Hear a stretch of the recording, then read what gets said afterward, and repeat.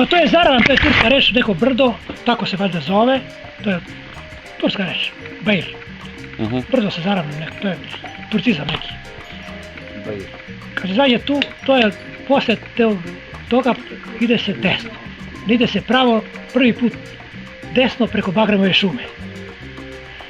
I pratiš traktorski put kroz šumu, kroz Bagremovu šumu. Posle do 300 metra, otprilike do 400 metra izlazi se na jedno proširenje livade neke. Kad se dođe tu, odmah se vidi tamo na kraju tih livada ima jedna velika vrba, polusuva, ogromna vrba, debela. U području te vrbe je taj izvor vodovoda, kaptaža vodovoda i tu ima onaj višak vode kao česma.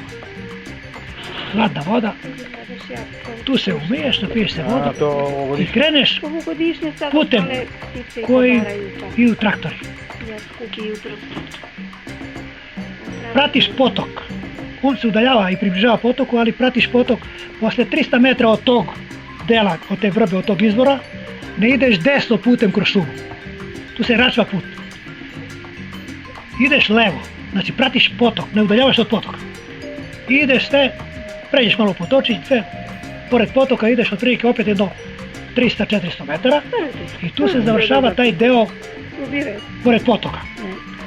Na kraju tog dela ima jedan kladanac, izvor kladanac, gde je kopano za, kopali nekakvi tamo koji traže novac, pare, neke zlato i tako dalje, budale.